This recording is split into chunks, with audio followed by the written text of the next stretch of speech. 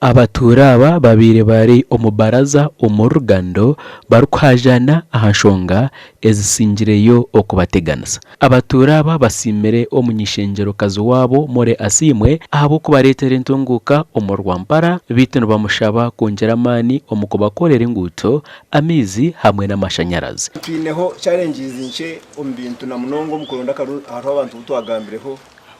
omurwengeri twabetura ko mwami babiha tukagambaho amashanyarazi umukano kawo wagira ngo kwazi ko ku 12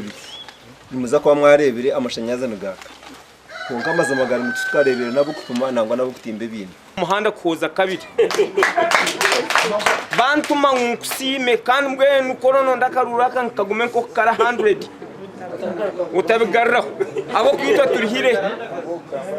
gambaho narebo banyige konka ninjiraki ikigamba abo n'ikirungira bwe gambe bigizire ki ebikoze twaba twino rubuto turemire kanyampiha mweya road rubuto rwakorwa kare mugatembo obushubuzo bwito bwa rugamba sub county na namahanga gona nubarabera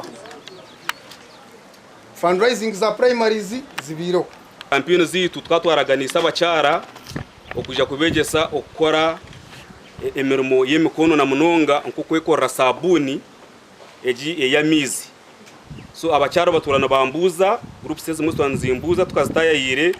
kandi n'ekyetengo cyabo abo kwana benda ngo bamanye umwogogo ubundi bakabasa kwebisaho. More asimwe asimere abanyarwampara ahabo kumutamu obwesije kandi yashobora enshongi 10 ezari kuza kukoraho no kurwanisa oburubwengusi kandi rizoba ninyenda ngutwikirizana abo kuba kumurabene muri abantu banje muri abajwekerwa banje nyenda ngo mutwaze nkoha kanya mwanje kintu kirkwetwa uburwengusi mbweni nyenda kubaho cyo kureberaho uburwenguzi okuburubi tukashitama n'abantu ba bebumotoka ebi nyonka nyenda kubikinga kareho abo kuba nkebuza bushenyi bakajya ngo bakabikinga shema babikinga konka kunaza kubikinga aha n'abantu n'abanje bagenzi banje ngo ngaha ngo busaka gwe twinemo amagoba ngo busentema ngo abantu batunge mirimo tukari katukore memorandum of understanding nkemerera no mu parliament na kigamba bampa minister wa local government ngo aija kirebe konka tiyabasa kuri najya tukareka tukore memorandum of understanding to addressing issues eziri kuteganisa abantu betu abo kubanyowe nkarondwa abantu kandi ninkorera ki abantu tinkukorera sino trucks